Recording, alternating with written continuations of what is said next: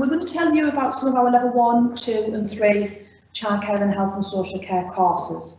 And there's a lot of similarities between health and social care and childcare because obviously you're working with people and it's looking at how people develop. For a level 1 course, you need to have at least 2 passes in your GCSEs. We do expect most level 1 students to have to resit maths and English, so that is already planned within your timetable. A level 1 course is an introduction to the subject. It's not a qualification where you can go out and get a job. You would have to do further qualifications to work in either the health and social care sector or the childcare sector. On level 1, we do try to put you in a placement at the end of your course. The placement isn't compulsory, but it's a really good opportunity to show what you're good at, and quite often students will use that as a platform to go on to an apprenticeship or onto one of our level 2 courses. Health and social care tend to go into health and social care settings, so they might go to care homes and places like that, and the childcare tend to go into a day nursery, and we usually try to do that for a week or 2 weeks after Easter. Level 2 on both courses requires you to have at least 4 GCSEs at grade 4 and above. We do like you to have maths or English, but we do know how challenging that is, and this year in particular is going to be even more challenging. So we have planned that into your timetable. If you get at least a grade 4 in your maths or English, it means you will have some free sessions, free afternoons on your timetable, where you don't have to attend those sessions.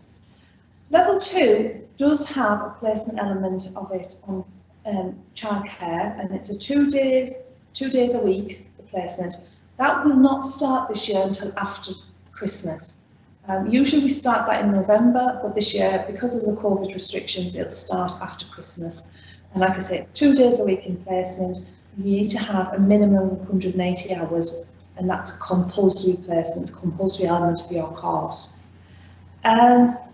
When you're in placement on level 2, you tend to be helping a teaching assistant in a school or the nursery assistants within the day nurseries. You will do a placement in both settings, so half of your placement will be done in a school setting and half will be done in a day nursery. And we organise those placements for you. So what we do is we have a placement coordinator who asks you to provide the names of 3 schools that you can get to, or 3 day nurseries that you can get to, and then we arrange a placement in one of those. I'd say about 90% of the time we get students in one of their first 3 choices. But you do have a bus pass from the college that will allow you to access other settings if we need to put you into a different setting. Level 2 health and social care also does some placement, but it's a reduced hours. They don't have to do as many hours as the childcare students. And again, that could be usually in a hospital setting. Occasionally they do use childcare settings. It's very rare that a level 2 student will go into a hospital setting, but it's not impossible. Level 3 requires you in both courses to have 5 GCSEs at grades 4 and above. And we do like you to have at least 1 maths or English grade 4 or above, purely because your timetable is so busy that it's hard to fit in both maths and English into your timetable. So that's 5 GCSEs, including maths or English. On level 3 childcare, the students do go into placement 2 days a week, and that will start from October half term. For all placements, you are required to have a DBS, and I'll go into a little bit of detail about that in a moment. The level 3 programme is 2 days a week. You do your certificate in the first year, and once you've completed your certificate, you can then progress into your diploma year in the second year. The placements for level 3 are slightly different. You do go into a day nursery for half your placement, and you do go into a school for the other half. But in your second year, you can do a specialist placement. So those students that come to us and say, I want to work with special educational needs children, or those people who want to be a social worker or a paediatric nurse, will go into have the opportunity to do a 50-hour specialist placement. And we've had students that go into Harbour, working with children in the domestic violence unit. We've had students going into the children's hospice. We've had students going into a children's ward and a hospital. So we have had some really interesting specialist placements. Health and social care students also do a placement, but it's at a much reduced number of hours. I think they do 75 hours per year as opposed to the 375 that childcare do. When you are on level 2 or level 3 and going into placement regularly, we do ask you to purchase a uniform. Now, the uniform that we have is we ask you to wear black trousers, black shoes, not trainers and not leggings, and to purchase a polo shirt with the college logo on the side. The reason we ask you to purchase the polo shirt is to identify you as a student within the setting for safeguarding reasons. Have I missed anything? No, I don't think so. Okay, right. So DBS. The DBS is what is known as the police check. So everybody who goes into placement, whether it's a health and social care student or a childcare student, must have a DBS completed. Now, this is a form that you complete and you provide some forms of identification. Now, at the start of the course, when you come to enrol, we will ask you to bring some documents. So if you have a passport, a birth certificate, bank statement, driving licence, if any of you are a little bit older, if you can bring those along, but we also need something with your current address on. And anything you bring, if it's a bank statement, it must be within 2 months of the issue date. We can't process a DBS until we have those documents. So if you haven't got those things, you haven't got a bank account, now is a perfect time to get those sorted out so that you're ready and you've got all your documents in place before you come to us after exam results. Right, now to the courses, what are you going to do? So, as I said, level 1 is an introduction to childcare, and these ladies here are perfect for telling you what sort of things you do. So if anybody's got any questions, they can answer your questions about the course. Level 1 is a lot of practical activities. So if you can look in the background, you can see some of the displays that our students do. We've got some empty display boards ready for you to fill when you start your course. So we'll teach you about how to do displays in settings. We do practical activities on level 1, such as cooking for children, so how to cook healthy meals for children.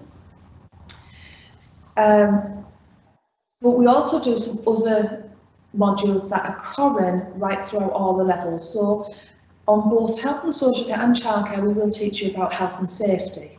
We'll teach you about equality and diversity and communication. We also cover safeguarding on all levels. So from level 1, we look at a basic look at safeguarding, and it'll get in more and more detail as you go through the levels. So that at level 3, you have a really, really detailed understanding of that.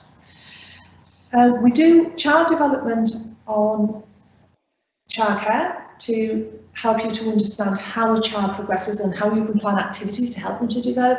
We also do human development on our health and social care courses.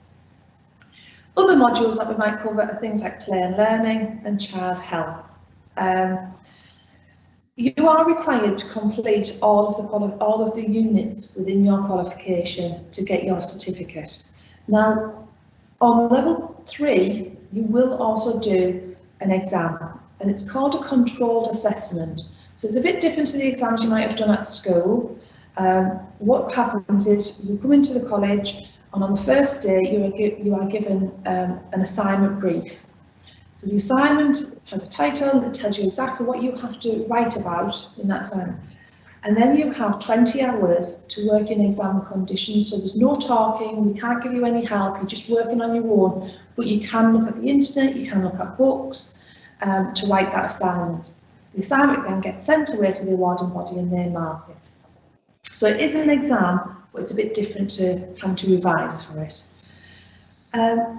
Our students all complete a portfolio. Now, this is probably something that a lot of you haven't done at school. So a portfolio is basically a folder of work. Now, I don't know whether you can see this one here, but in here you've just got all your sections, and in each section you've got your different units that you work on.